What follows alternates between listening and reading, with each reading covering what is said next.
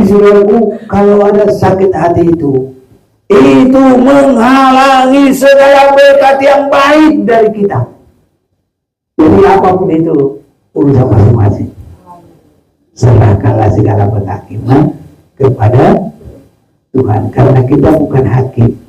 Kita hanya disuruh mengasihi.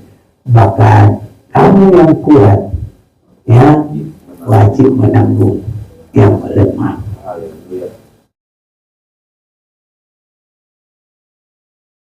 Lalu kita bersyukur kepada Tuhan oleh karena kasih anugerah yang besar bagi kita.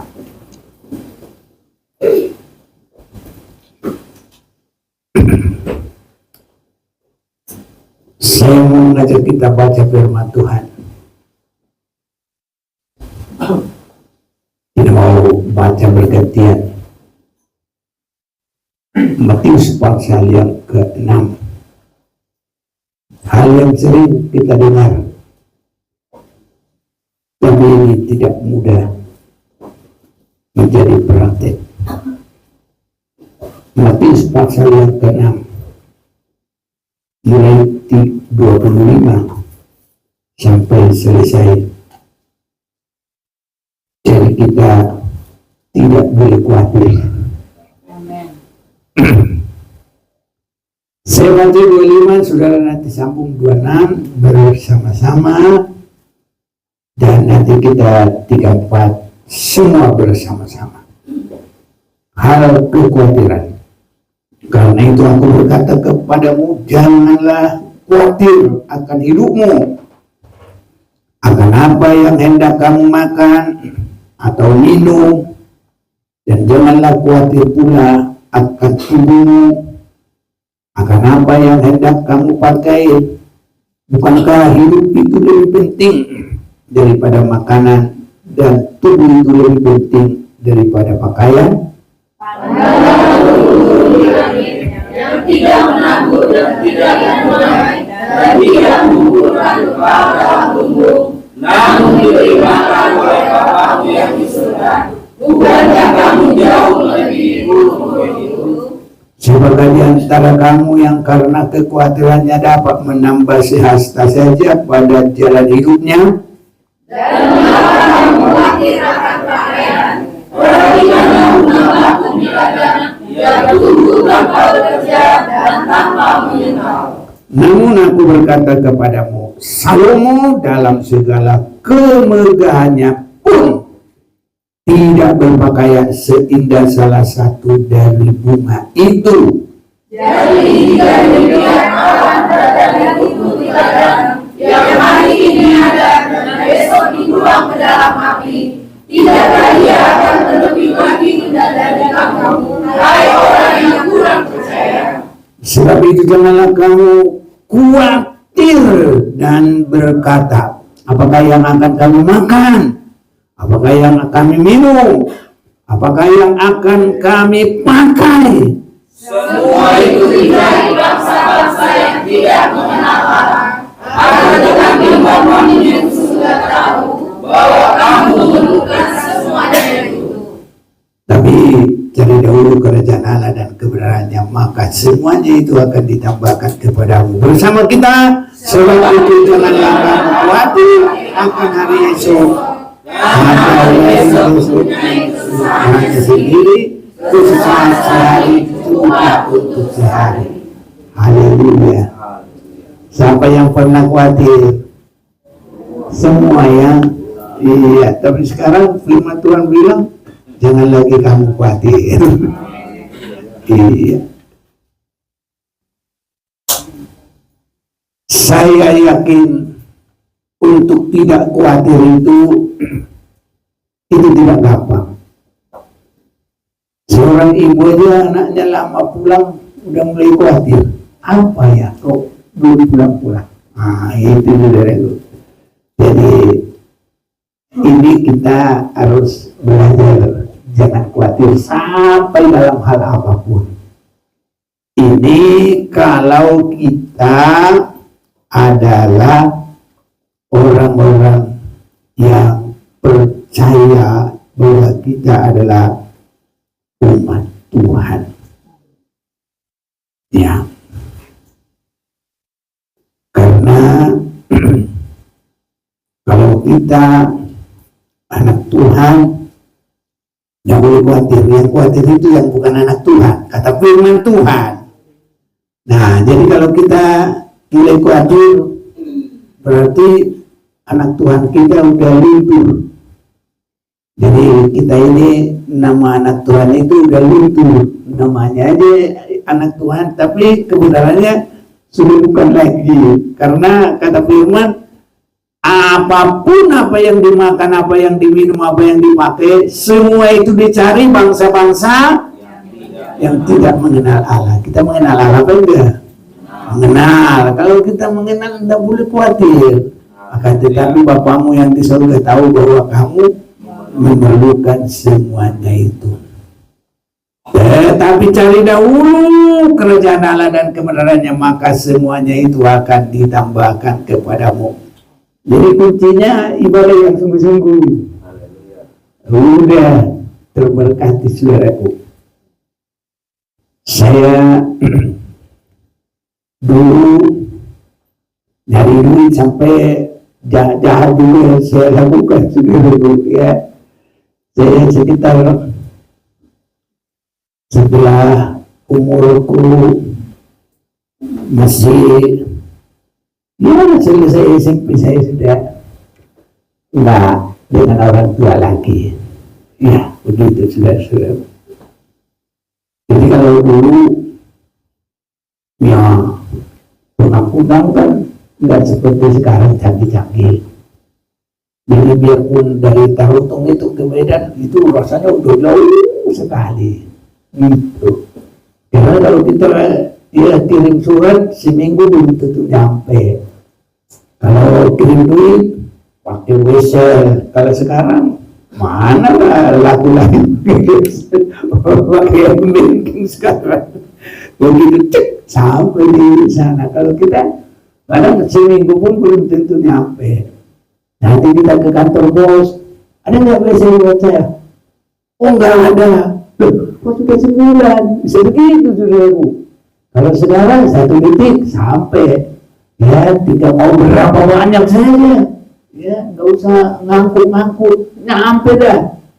Ya, situ. Itu, saudara-saudaraku, semakin canggih sekarang ini.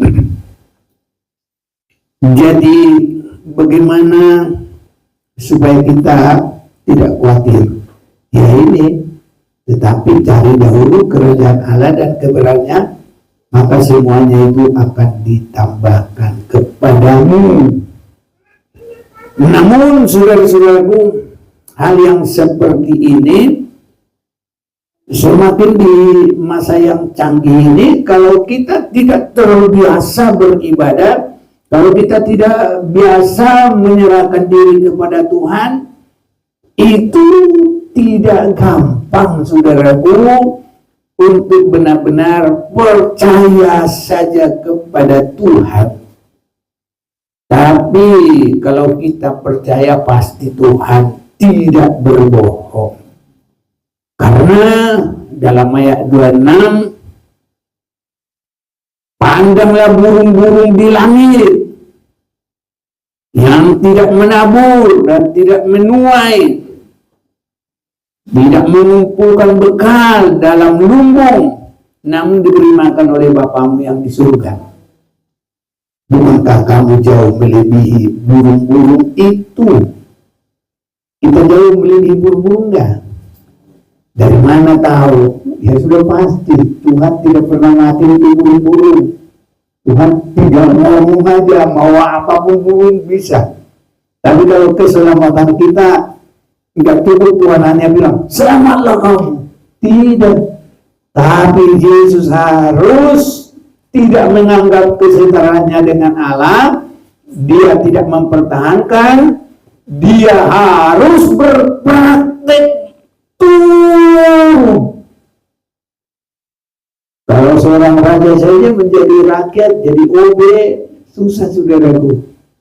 Mungkin kalau cerita-cerita Tiongkok ya bisa. kebenarannya itu nggak ada, saudaraku, ya. Ya ini. Tapi kalau Yesus kita, dia tidak menganggap kesetaraannya dengan Allah, tapi dia mengambil rupa manusia. Saking berharganya kita di mata Tuhan. Amin, saudaraku. Nah, harus yakinkan itu, hanya bukan untuk kesombongan, tapi kalau untuk keyakinan kita harus itu. Nah, itu.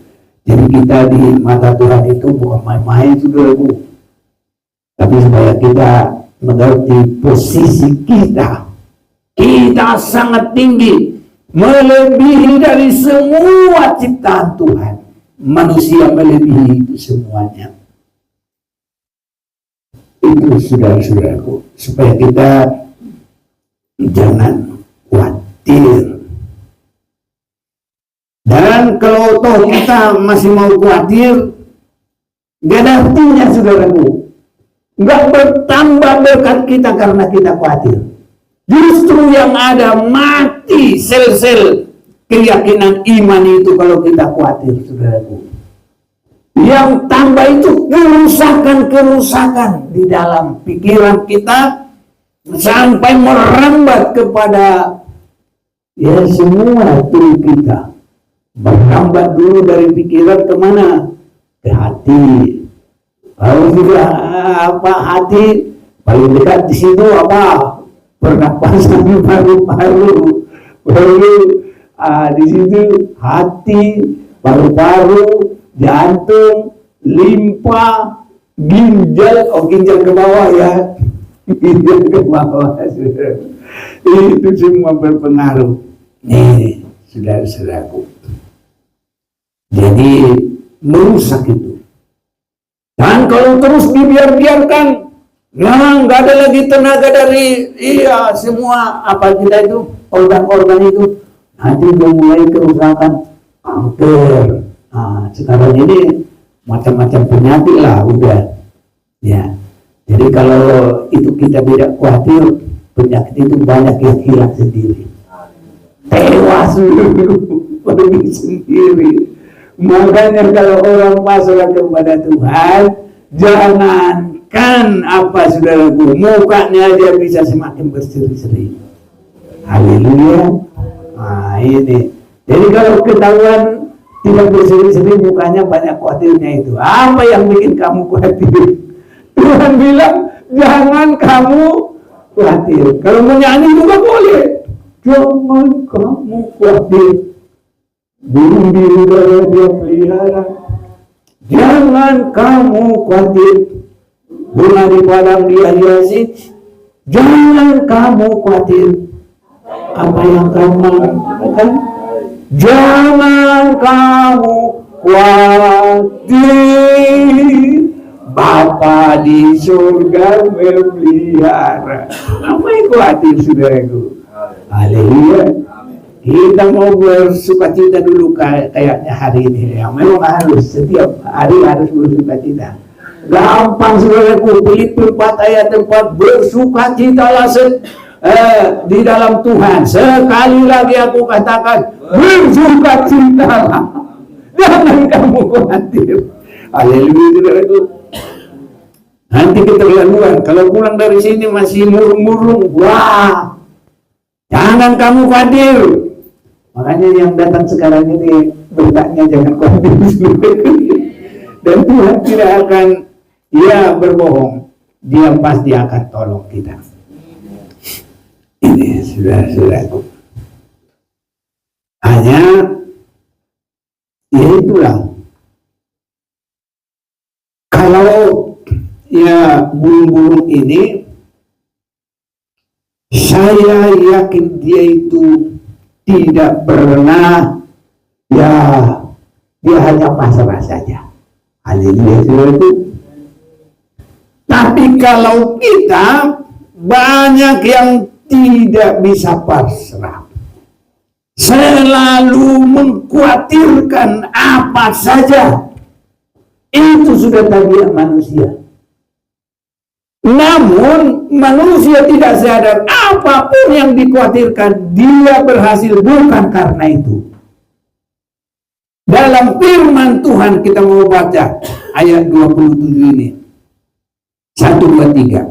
Siapakah di antara kamu yang karena kekuatannya dapat menambah sehasta saja pada jalan hidupnya?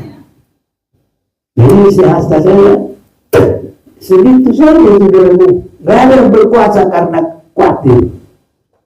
Itu sebabnya hari ini harus benar-benar aku tidak mau khawatir. Kalau tadi jangan kamu khawatir, sekarang aku tidak khawatir. Burung di udara dia pelihara, aku tidak khawatir. Bunga di padang dia khawatir, aku tidak khawatir. Apa yang ku makan, minum, pakai, aku tidak khawatir. Bapa di surga melihara, di dunia dan di surga, di Yerusalem baru. Ada sambungan ini. Iya, saudara, ya.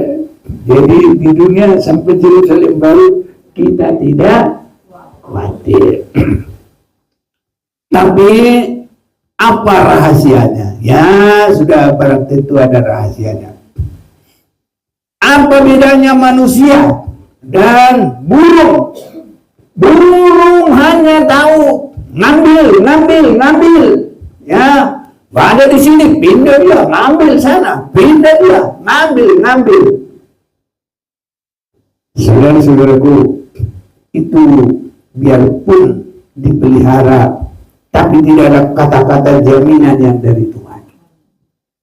Ini manusia juga harus ada, saudaraku, yang dia serahkan kepada Tuhan. Haleluya. Harus ada yang kita serahkan kepada Tuhan. Jadi hidup kita ini harus pasrah, berserah kepada Tuhan. Apalagi kalau kita boleh semakin mengerti cara Tuhan memberkati kita. Di sini Tuhan memberkati. Dia lihat juga bagaimana kita, saudaraku. Dia lihat juga bagaimana kita.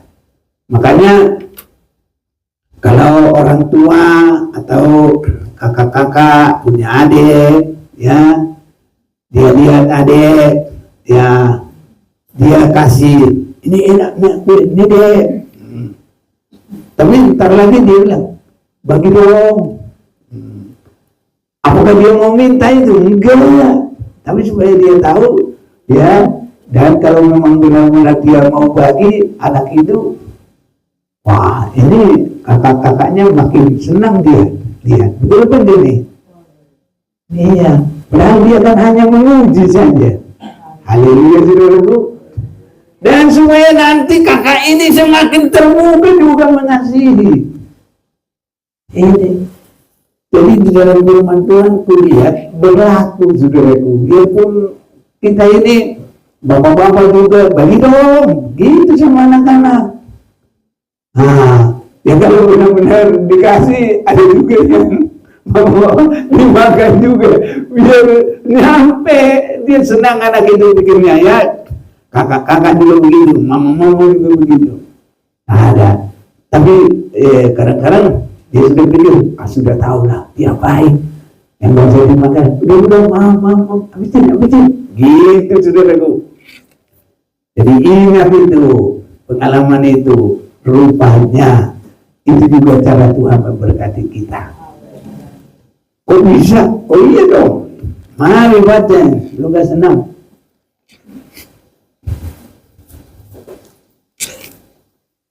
Lukas 6.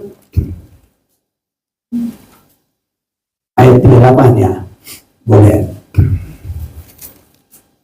Ayat yang ke-38, berilah dan kamu akan diberi suatu takaran yang baik, yang dipadatkan, yang digoncang dan yang tumpah keluar akan dicurahkan ke dalam ribaanmu.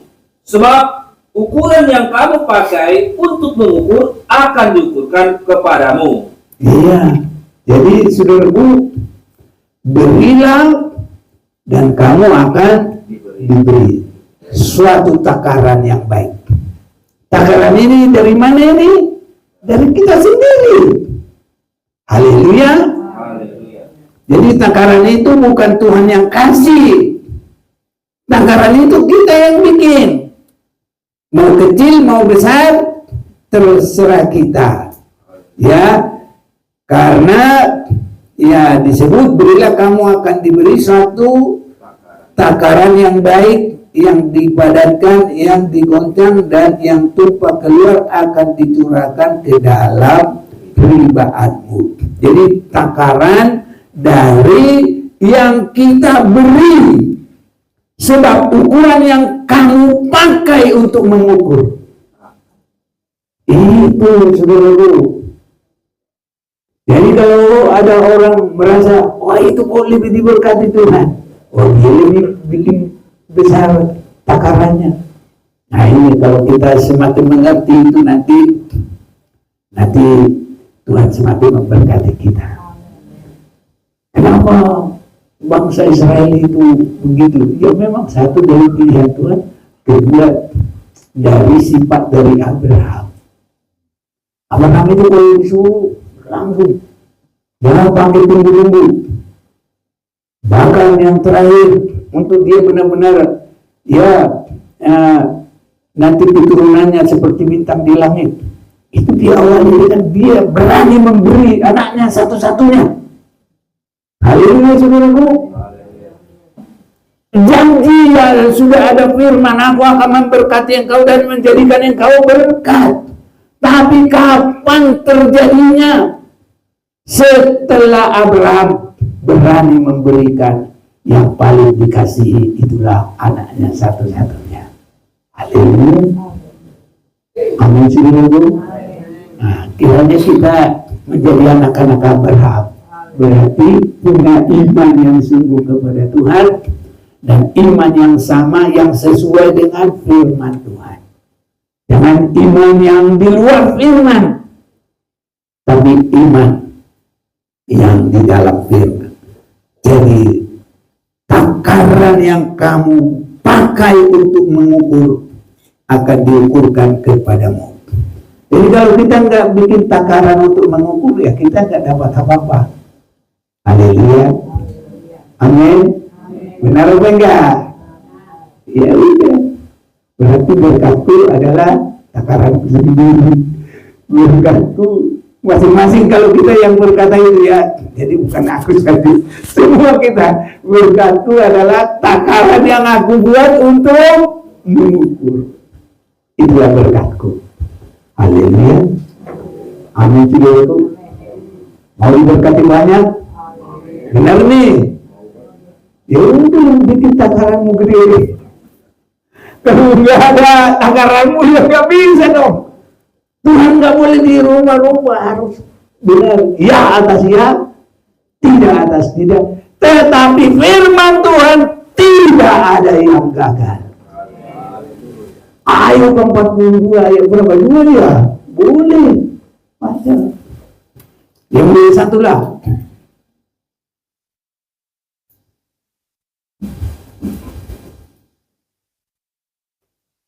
Ayat pertama, maka jawab Ayub kepada Tuhan, aku tahu bahwa engkau sanggup melakukan segala sesuatu dan tidak ada rencanamu yang gagal. Ya, rencana itu firman Tuhan.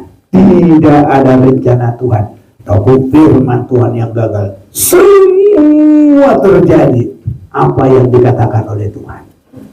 Haleluya, saudaraku. Nah, jadi yang muda-muda juga begitu. Saya sampai sekarang ini semua hanya karena anugerah Tuhan. Betul. Jadi saya sudah meninggalkan rumah itu habis SMP. Saya sudah tidak lagi di rumah. Pergi saya, ya, saudara-saudaraku, itulah. Tapi ya perubahan hidup itu setelah saya mulai cari Tuhan, saat itulah semua saya rasa berubah. Tadinya dia hidup kita ini keras segala macam, maka banyak sekali ya pengalaman-pengalaman. Ini istri saya ini, saya lihat, saya kadang-kadang saya selalu tidur di kursi. Itu pengalaman saya dulu. Saya nggak ada rumah, nggak ada apa ya, ada kursi-kursi, ada teman-teman di sana-sana itu. Saya tidur di situ. Nggak ada rumah, nggak ada kos-kosan, nggak ada kontrakan. Jadi kadang mau berapa lama pun kuat saya tidur di kursi. Saya lihat, oh iya di tempat tidur. Lah, nggak tahu aku baru sekarang gitu. Kalau itu dulu pengalamanku. Jadi saya tidur di kursi juga udah betah, saudara-saudaraku. Ini untuk pengalaman saya. Nah, tapi saudaraku, mulai dari saya saat itu saya berkata begini kepada Tuhan. Tuhan, saya tidak mau mati di dalam dosaku, dalam caraku yang seperti ini, karena banyak yang tidak benar saya lakukan, saudaraku. Udah jauh dari orang tua, nggak ada yang nasihati saya apapun, dan saya nggak mau dinasihati. Tapi ya itulah, Tuhan itu baik sama saya. Dia yang kerjakan hati saya, dan saya berjanji, Tuhan, saya mau mengikut Engkau sungguh-sungguh. Saya tidak mau begini dalam hidup ini. Saya harus hidup bagaimana dalam Tuhan. Itu. Dan itu persis tergeraknya itu masih saya ingat. Sekitar malam-malam G30S tahun 65. Itulah umur saya ya sekitar 19.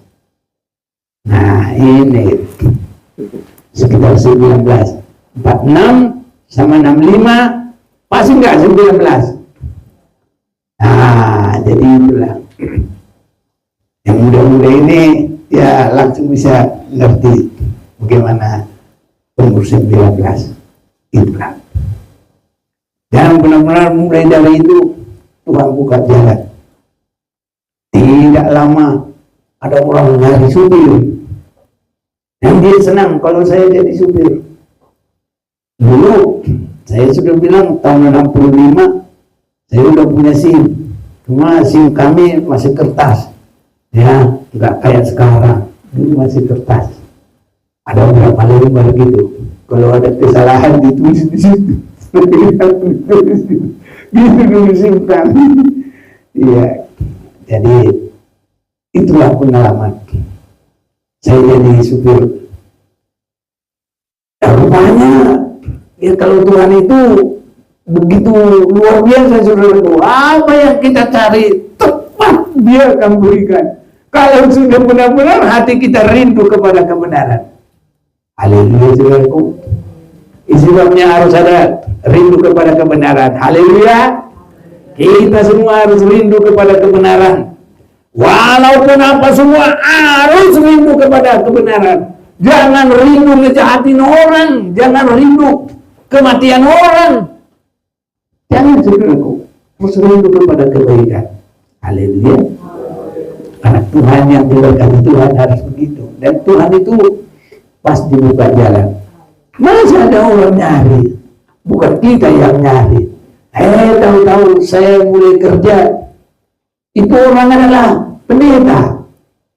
Pendeta juga, saudaraku, bukan pendeta muda, tapi sudah paling senior di GBS dulu. Nah, itu pendetaku itu pertama itu JL Pardide. Jadi anaknya itu pendeta juga. Si Raya, si Untas, si Sontang, pendeta semua. Terus satu lagi penyiar di Amerika, Buga Pertiwi. Itu ada fotonya mereka semua di saya. Di Facebook masih ada tersimpan. Ini saudaraku. Dan itulah permulanya saya kepada ketuhanan. Jadi tidak usah aku cari-cari pun. Ya, mau cari sekolah, mau apa semua, Tuhan yang cari. Ya, dan benar-benar saudara-saudaraku, ya Tuhan itu memberikan semuanya. enak saudaraku kalau udah pasrah sungguh-sungguh kepada Tuhan. Jadi hanya itulah, kalau sudah berserah kepada Tuhan, saya berserah sungguh-sungguh saudaraku. Waktu saya bilang begini, saya nggak mau lagi supir, karena saya kan masih digaji. Saya mau untuk Tuhan, mau sekolah Alkitab. Nah ini anaknya pendeta yang paling tua itu bilang, kayak kamu mau sekolah Alkitab, karena dia lihat bekas-bekas preman itu begini-gini, apa lagi itulah masih ada itu. Jadi saudara-saudaraku, nanti kalau kita sudah di dalam Tuhan, semua harus sifat-sifatnya juga harus berubah-ubah menjadi tabiat orang rohaniawan. Haleluya. Pendeta masih kayak pada dengan apa begini, apa namanya ini, telap pinggang. Kalau pendeta mestinya jangan gini lagi lah, ya sudah beda lah ya. Gaya-gaya pengokok lah. Haleluya. Kalau kayak begini-begini kayak nantangnya, kayak preman. Apalagi giginya gini. Kok saya kalau lihat begitu, aku sendiri takut. Bagi orang lain. Benar-benar ini. Jadi kalau kita ini sudah semakin dalam Tuhan, semuanya semakin baik. Jadi ya pada saat itu saya kan nggak punya duit. Ya bagaimana punya duit? Ya itulah. Tapi ya semuanya saya ini ya bersyukurlah kepada Tuhan. Waktu saya dikasih gaji pertama itu nggak ada yang ngajarin saya. Jadi dulu uang itu ada uang seringgit. Masih ada ingat yang seringgit? Itu apa?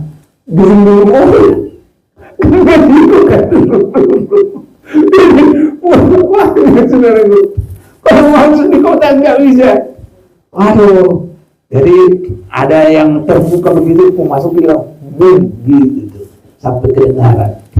Cuma seringgit, tapi beberapa ratus gitu. Ya, jadi itulah yang pertama saya ingat gaji saya. Dan sesudah itu saya mau sekolah Alkitab, dibawa saya ke kisaran, semua saya kerjakan dengan baik. Gak ada dilihat di pendeta itu, gak ada. Yang namanya sawah setengah hektar sampai berhasil.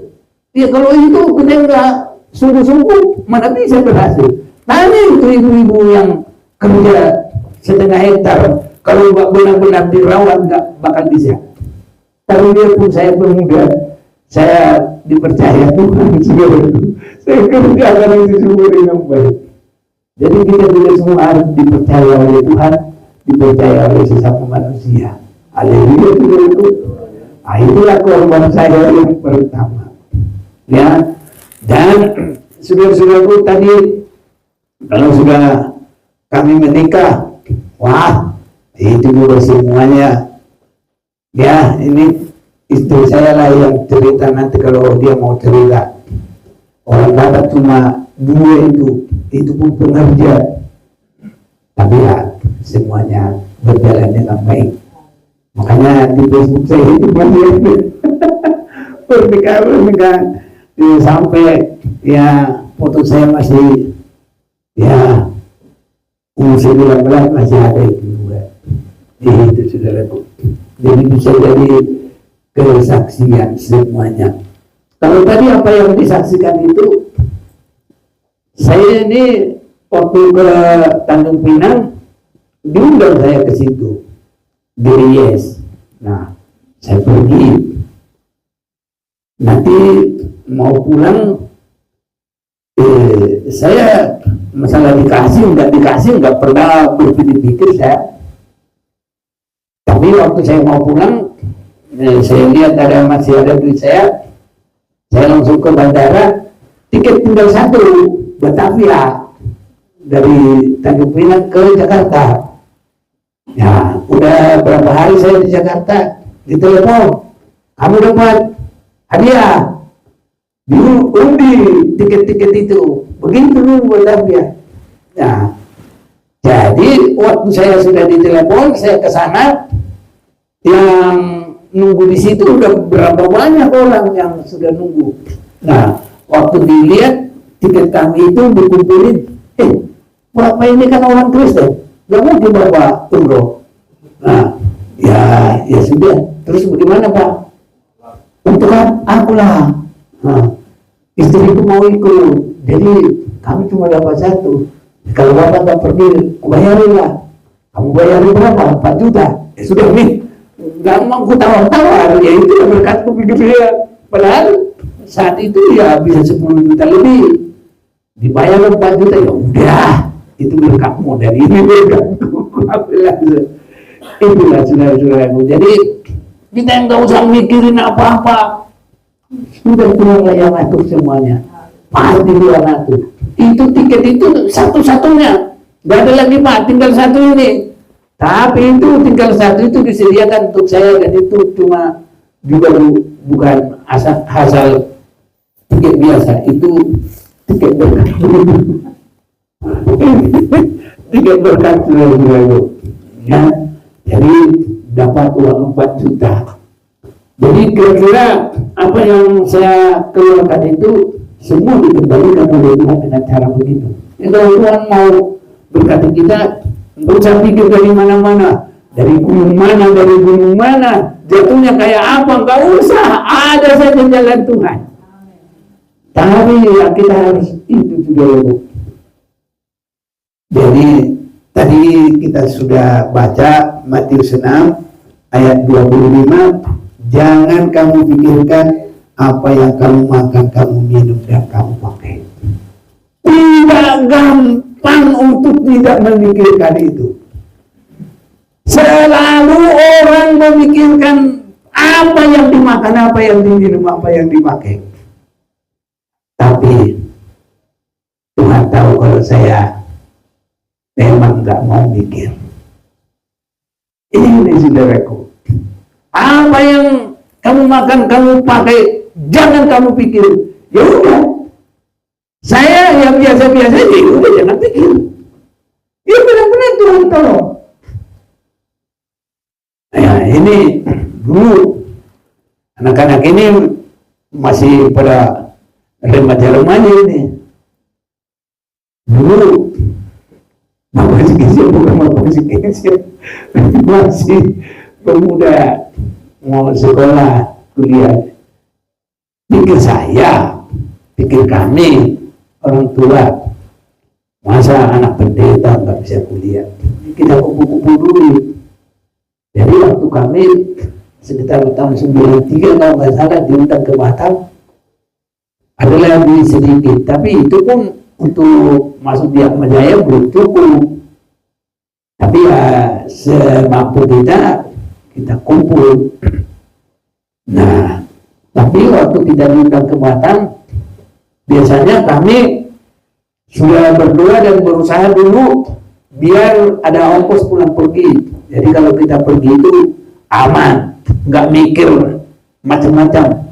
Kayak tadi itu bukan mau nyari ongkos, mau apa. Nah, jadi kita pakailah uang ini karena belum ada sama sekali. Tapi itu sebenarnya kan kita nggak masuk di otak itu, di pikiran, karena kita cuma mikir itu ya telinga begitu aja. Nah, jadi bukan untuk dipakai. Tapi karena nggak ada Tuhan gerakan, oh kamu ada di, mana ada kita. Waktu kita pikir rupanya itu, ya sudah. Jadi kita pakailah itu. Sudah beli tiket, kalau saat itu tiketnya itu ada pesawat apa itu simpati ya, dulu ada simpati, ada lagi pesawatnya Gus Dur itu murah.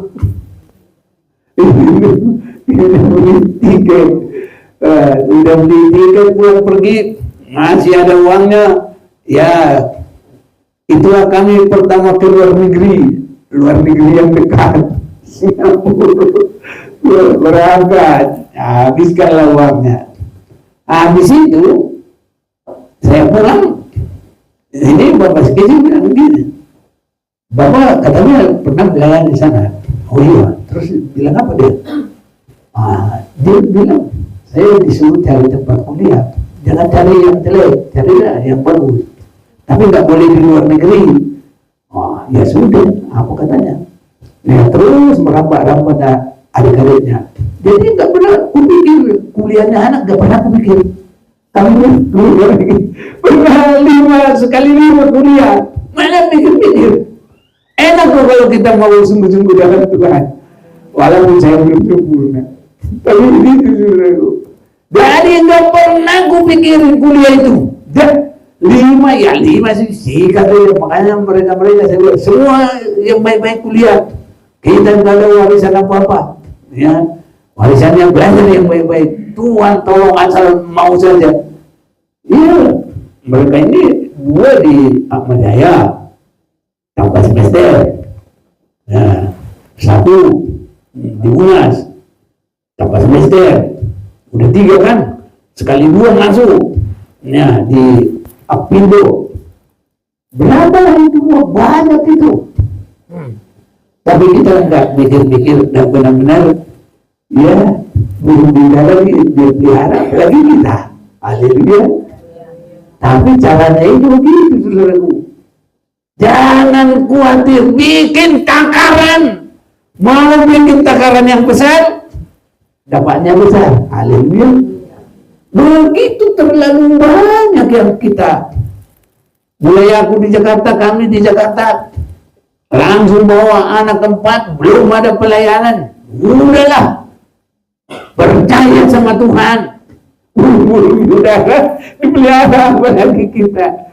Iya, bawa anak 4. Masih kesiap. Dulu dia masih pemuda, jadi bukan pemuda, anak kecil. Umur 6 tahun, baru mau masuk di Taman Amir Hamzah di Jalan Tambak itu. Dia Jalan Tambak sini akan pertama sekali. Terus yang Daniel itu masih 1 bulan kira-kira gitu. Jadi Mama Silis, Mama si Kalesa, berempatlah anak-anak ini. Nah itu. Jadi langsung berangkat karena Om Sekeci ini belum Om Sekeci tadi. Iya, dia bilang nih, apa ini selalu pergi saja ke Jawa. Dan saya pikir kan begini, iman saya sama dia kan belum tentu sama. Saya nggak punya duit juga, berangkat aja saya. Ya kalau lagi nanti nggak punya duit pas jalan kaki, saya pikir saya gitu. Itu tekad saya dalam, tapi nggak pernah jalan kaki. Bukan. Jadi cuma mereka bilang begini, aku mau ikut. Ya sudah, kalau kamu ikut ya berangkat tidak. Tapi yang berangkat nggak pulang lagi ke sini. Gitu. Itu pindahnya ke Jakarta ini. Ya nggak ada rumah, nggak ada pelayanan, nggak ada kenalan pun nggak ada. Itu. Jadi bagaimana? Ya cuma ikut seminar di Senayan sana. Jadi daftar di situ, masuk situ. Ya baru ketemu dengan Bapak Senaga itu. Cerita-cerita, ya jadilah di rumahnya. Begitu. Lalu mudah lah, nggak macam-macam lah. Nah, sudah selesai seminar, pasti pada saya hanya bersaksi. Tuhan pimpin kami sudah mengikuti seminar, ya. Dan ya kami mau ya rindu pelayanan di Jakarta gitu. Tapi sebelum ibadah itu ada kejadian. Apa? Ketua sana itu pengharibuan. Menik, katanya kamu mau tinggal di Jakarta? Iya, Amang. Tapi kalau Amang sudah datang sini, sudah bicara ke saya, ya saya kasih tahu. Tadinya saya mau pulang dulu, cuma sendiri. Bahasa Batak tidak dikata. Tapi karena Amang sudah di sini, ketua kita di Sumatera, ya saya nggak usah pulang lagi, Amang, untuk hemat semuanya. Gitu. Jadi Tuhan gerakan. dalam situasi yang begitu, ya anak-anak yang mau susu mau apa masih kecil-kecil, ya Tuhan gerakan, kasih semua uangmu, nggak ditinggalkan sedikit pun, 5.000 enggak, Tuhan suruh kasih semua. Tapi habis itu nggak sampai sebulan, uang kami sudah banyak, dihukum kontrak rumah, nggak usah pakai proposal, nggak usah apa, dan untuk beli barang-barang juga cukup semua, nggak ada satu yang bekas, semua yang baru dari toko. Itulah sampai jam kami di sana masih bisa pakai sampai sekarang. Ini dari tahun 80 belinya di Pasar Rumput, tapi singko asli, iya masih bisa dipakai sampai sekarang. Kami pakai itu. Jadi saudara-saudaraku, kasih semua, doa Tuhan juga. Jangan kamu khawatir, benar ya semua pasrah aja, saudara-saudaraku. Itu sebabnya jangan khawatir melakukan firman. Di situ rahasianya. Sampai sekarang nggak mikir-mikir semuanya, nggak mikir apapun yang ada semuanya karena kemurahan Tuhan, tidak ada keistimewaan. Tapi ya gitu. Kalau dulu itu saudaraku nggak usah khawatir, ya kita juga nggak usah khawatir. Haleluya. Belajarlah nggak usah khawatir, semua Tuhan berkati. Selanjutnya saudaraku, jadi bagaimana kita menyikapi firman dan berserah, maka dengan itu juga Tuhan tolong. Sekarang kita mau baca Matius pasal yang ke-5, saudara-saudaraku, ya. Matius pasal yang ke-5, bagaimana kita berdoa. Doa kita supaya kita mendapat pengampunan yang luar biasa. Kita akan membaca ayat yang pasal yang ke-6-nya, ya. Demi hal berdoa ini, ayat yang ke-12 saja.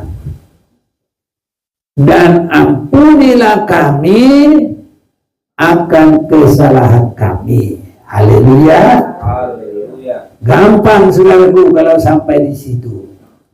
Tapi seperti kami juga mengampuni orang yang bersalah, ya, bukan orang baik loh, yang bersalah kepada kami. Ada yang menyakiti hati kita? Banyak ya.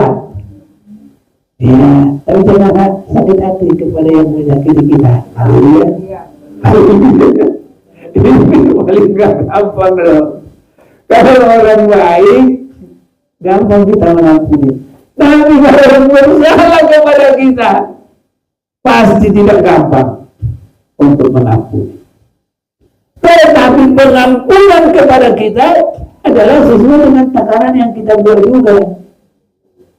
Itu sebabnya dia bilang begini, dan ampunilah kami akan kesalahan kami seperti kami juga mengampuni orang yang bersalah kepada kami. Jadi orang yang bersalah kepada kita itu tidak boleh sakit hati. Haleluya. Ya, nggak boleh menyimpan kemarahan. Jadi sebagaimana pengampunan kita, ya begitulah Tuhan mengampuni kita. Itu sebabnya sesakit apapun, biarlah kita yang menderita. Kita boleh berkata, ampunilah kami seperti kami mengampuni orang yang bersalah kepada kami. Kalau kita tidak mau, ya kita rugi sendiri. Makanya kita pikir begini, aku ini baik, kok bisa gitu? Justru sebaik apapun, malah karena merasa baik, di situ dia susah saudaraku mengampuni orang lain. Kalau dia memang salah, dia tidak baik, ya udah dia sudah sadar. Tapi justru kita baik. Disitulah kita harus berani mengampuni orang yang bersalah kepada kita. Ini saudara-saudaraku, orang yang menyakiti kita, mengampuni orang baik banyak yang bisa, tapi kalau mengampuni orang yang bersalah kepada kita, itu yang susah. Betul atau salah? Iya, tanpa harus berusaha. Amin. Dan kalau ini sudah boleh terjadi, kita anak-anak Bapa surga. Ini saudaraku. Kalau tidak begitu, masih bukan anak-anak yang sungguh-sungguh. Kalau masih bisa membalas jahat yang jahat, itu belum. Tapi kalau kita bisa mengampuni orang yang bersalah kepada kita, itu baru kita anak-anak Bapa di surga. Ini saudara-saudaraku. Kita mau lihat juga itu dari Lukas pasal yang ke-11. Biar Tuhan tolong kita, saudara-saudaraku.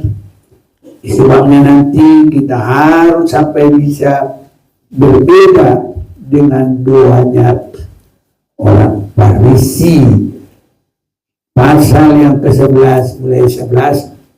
Bapa manakah di antara kamu jika anaknya minta ikan, daripadanya akan memberikan ular kepada anaknya yang itu berarti ikan, atau jika ia minta telur akan memberikan kepadanya kalajengking. Jadi jika kamu yang jahat tahu memberi pemberian yang baik kepada anakmu, apalagi Bapamu yang di surga, ia akan memberikan Roh Kudus kepada mereka yang memintanya. Dari awal kita akan baca lagi ya doa ini, ayat yang kedua.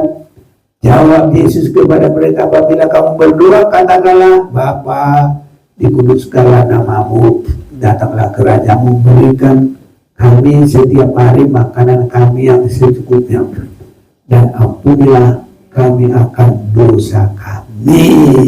Sampai di sini baik saudaraku, tapi inilah yang susah. Sebab kami pun mengampuni setiap orang yang bersalah kepada kami. Bukan mengampuni orang yang baik, haleluya, orang yang bersalah kepada kita.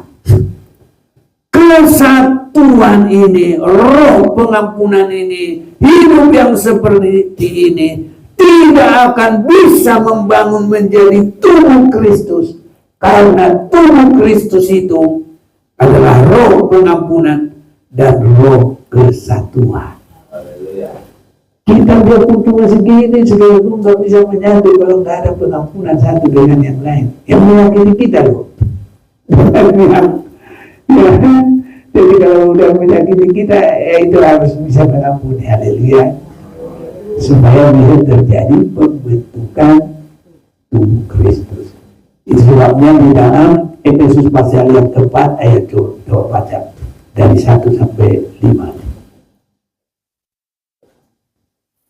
1 sampai 5. Kesatuan jemaat dan karunia yang berbeda-beda. Sebab itu aku menasihatkan kamu, aku orang yang dipenjarakan karena Tuhan, supaya hidupmu sebagai orang-orang yang telah dipanggil berpadanan dengan panggilan itu. Hendaklah kamu selalu rendah hati, lemah lembut, dan sabar. Tunjukkanlah kasihmu dalam hal saling membantu, dan berusahalah memelihara kesatuan roh oleh ikatan damai sejahtera. Satu tubuh dan satu roh, sebagaimana kamu telah dipanggil kepada satu pengharapan yang terkandung dalam panggilanmu. Satu Tuhan, satu iman, satu baptisan, satu Allah dan Bapa dari semua, Allah yang di atas semua, dan oleh semua, dan di dalam semua. Iya. Jadi saudaraku, kalau kita mengampuni orang yang bersalah kepada kita, itu pandangan kita bukan hanya karena dia, tapi kita sudah merindu terbentuknya tubuh Kristus. Harus sampai ke situ saudaraku pandangan kita. Jadi kalau hanya terus aku disakiti, ini aku yang benar, dia yang salah, nggak habis-habis. Tapi kita saudaraku harus merindu terbentuknya kesatuan gereja supaya terjadi gereja yang siap bagi hari kedatangan Tuhan. Kesana arahnya kita saudaraku. Dan kalau ini boleh terjadi, berarti kita masuk kepada satu perasaan, satu roh dengan Tuhan dalam pembangunan gereja akhir zaman yang siap bagi hari kedatangan Tuhan. Harus terarah kepada Yesus yang tidak pernah membeda-bedakan kita semua. Setiap orang yang mau dikuduskan, itu sebabnya mulai dari yang di sebelahnya Yesus. Kalau dia berkata, ingatlah saya dalam kerajaan. Saat itu juga Yesus berkata apa? Hari ini juga aku bersama engkau di Firdaus. Itu yang pertama. Selanjutnya kita ini, seberapa kita sudah lama jadi orang Kristen. Saudara-saudaraku, itu yang harus kita pertanggungjawabkan. Tidak bisa lagi seperti yang di sebelahnya Yesus itu. Jadi kita harus melihat semua hari-hari ini. Ini kita sudah seperti Daud. Setiap hari pertama, kedua, ketiga, keempat, kelima, setiap 6 hari harus mempersembahkan korban. Haleluya. Ini artinya saudaraku, semua kita masing-masing memperbaiki setiap harinya masing-masing. Adakan korban penebusan, korban penyerahan. Jadi saudaraku, tidak sama kekristenan ini. Yang baru berbeda dengan yang sudah lama. Yang sudah lama harus semakin bertanggung jawab. Hari-hari yang dia lalu itu semua harus diperamaikan. Haleluya saudaraku. Nggak boleh gampang-gampang. Lupakan semua, tidak boleh. Tapi kalau dari awal itu langsung bayar lunas semua.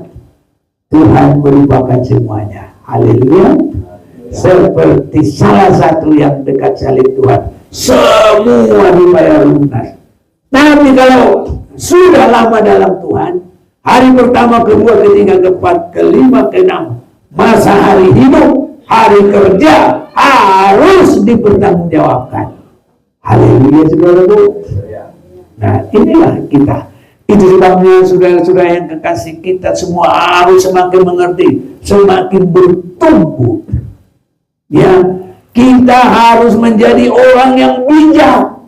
Jangan jadi orang yang bodoh, tapi adalah orang yang bijak di dalam Tuhan. Mengerti saudaraku, untuk kita nanti tidak ada satupun yang ditolak oleh Tuhan. Kalau kita pakai seperti yang di sebelah Yesus itu, tahu-tahu dia sudah 20 tahun jadi Kristen, kira-kira masih bisa enggak? Nggak bisa. Jadi harus bagaimana? Hari pertama, kedua, ketiga, keempat, kelima, keenam, semua masa itu periksa sampai semua diperdamaikan kepada Tuhan. Haleluya saudaraku. Makanya yang lama yang baru jangan sama saudaraku. Makanya kalau orang sekolah pelajaran TK enak, gampang, SD gampang. Tapi kalau diikuti semua, ya semuanya bisa. Makanya ada yang sudah sarjana ini, sudah berapa yang sarjana. Iya saudaraku.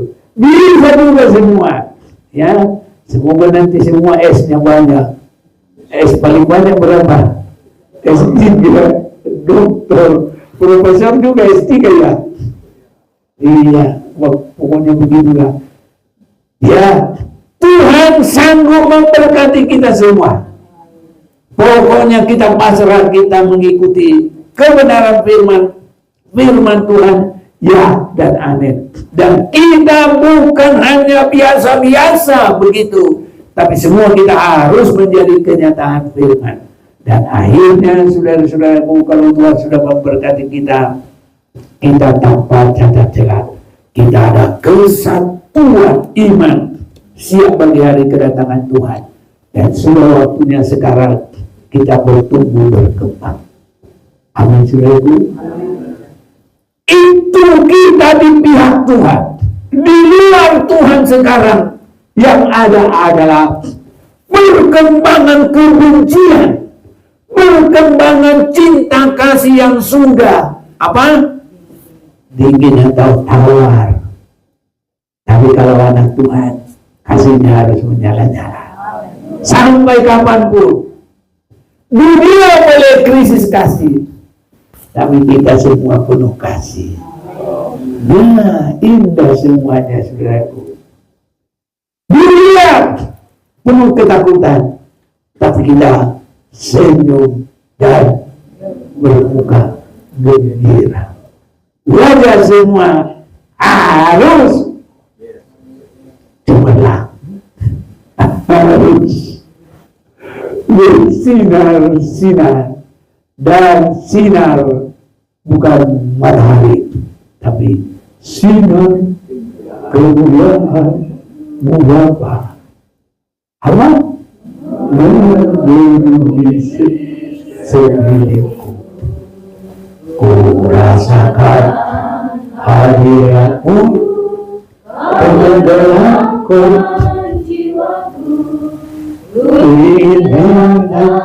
Indah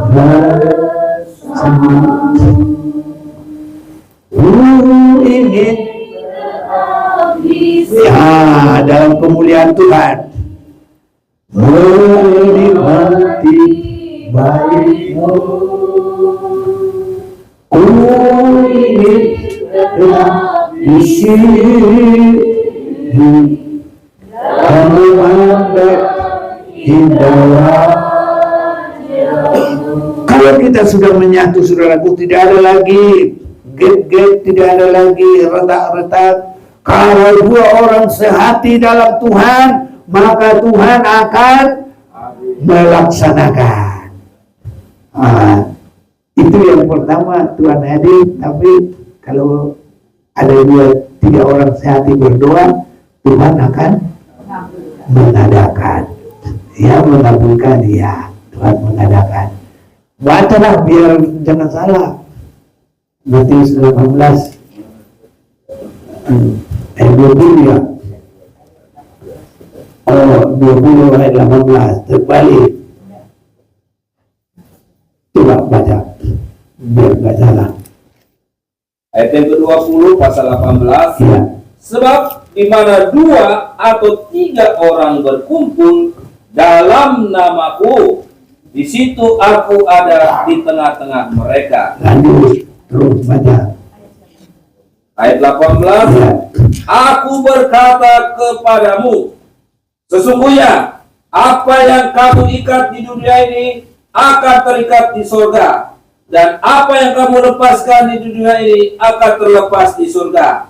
Dan lagi aku berkata kepadamu, jika 2 orang daripadamu di dunia ini sepakat meminta apapun juga, permintaan mereka itu akan dikabulkan oleh Bapakku yang di sorga. Ya, kita harus semakin sehati, haleluya. Ada kebencian, harus sehati, ya, harus saling mengasihi. Mau disakiti juga, yang menyakiti itu nanti ada upahnya sendiri, bukan dari kita. Karena semua akan menerima sesuai takaran masing-masing. Kalau takaran kita yang baik, ya berkat kita yang baik. Kalau takaran dia takaran untuk yang tidak baik, itu urusan dia, itu bukan urusan kita. Jangan urusan dosa orang lain. Haleluya. Itu ada masing-masing pekerjaannya. Nanti kalau kita ngurusi urusan orang lain, tidak boleh kita masuk. Ada dua anak seorang bapak. Satu yang dianggap menghabiskan harta benda. Dia pergi dan memang dia berbuat segala yang tidak baik. Habis. Saudara-saudaraku, tapi kalau akhirnya dia mendapat pelukan kasih, dibuatkan pesta, dia mendapat kehangatan di rumah bapaknya. Sedangkan yang terus merasa aku setia, aku baik, aku melayani bapak, tapi ada sakit hati. Apa dia bilang? Tuh anakmu udah pulang, udah salah begini. Nanti nggak usah dibaca lagi, itu lu masih 15 ya, itu anak yang hilang. Ya, jadi yang kasihan itu justru yang merasa baik itu, saudaraku, yang tinggal di rumah itu. Dia anak yang hilang itu sudah mereka pesta di situ, pesta besar-besaran. Tapi kalau anak yang merasa melayani itu gak mau masuk, saudaraku. Makan apapun yang baik itu dia udah banyak. Betul kan? Iya, nanti baca ya. Iya. Itu sebabnya, saudaraku. Mau apapun itu jangan kita urusin itu urusan bapaknya itu. Kalau bapaknya mengampuni dia, dipeluk juga itu urusan dia, saudaraku. Dan kalau kita mempertahankan, malah anak yang merasa melayani itu gak dapat apa-apa lagi. Betul enggak? Haleluya. Makanya orang masing-masing lah menanggungnya. Tapi kalau kita kuat, Galatia pasal 6, kamu yang kuat, ya, di Roma 15 juga, kamu yang kuat. Kita baca dari Roma saja 15 mulai 1.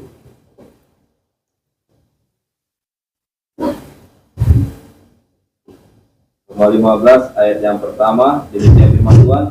Kita yang kuat wajib menanggung kelemahan orang yang tidak kuat, dan jangan kita mencari kesenangan kita sendiri. Kita yang kuat menanggung, Wajib menanggung. wajib ya.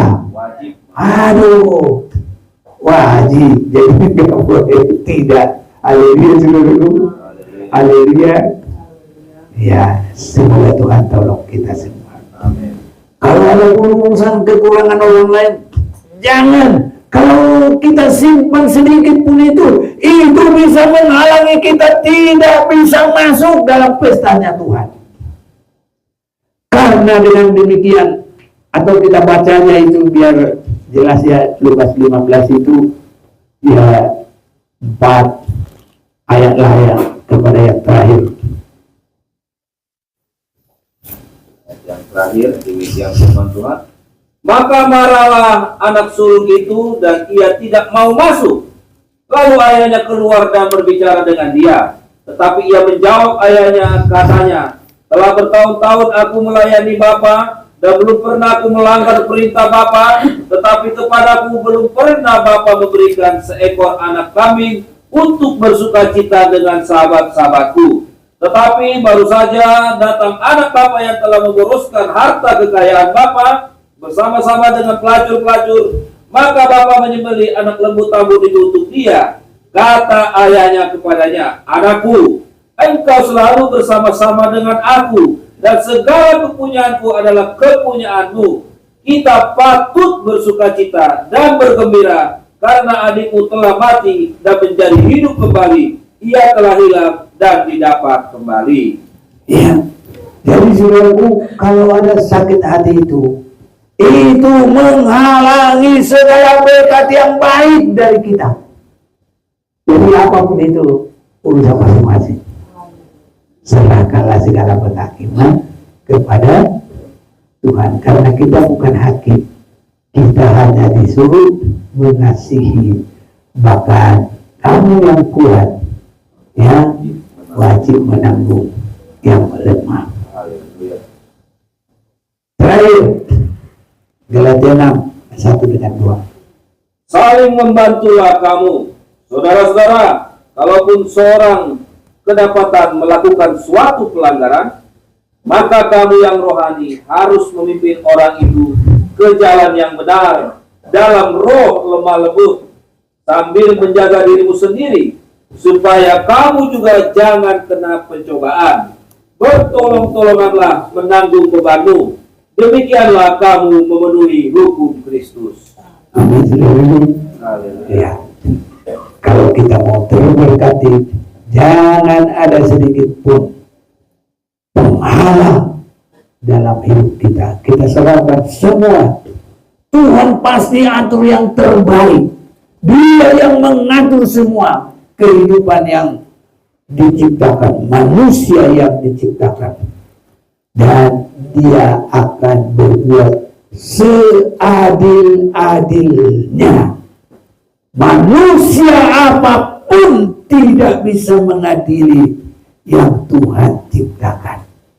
Tapi yang Tuhan menciptakan ciptaannya, dia bisa mengadili semuanya. Kalau sesama ciptaan tidak bisa berkata, kamu tidak benar, kamu ini.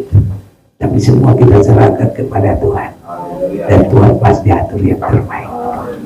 Mari kita mau datang kepada Tuhan.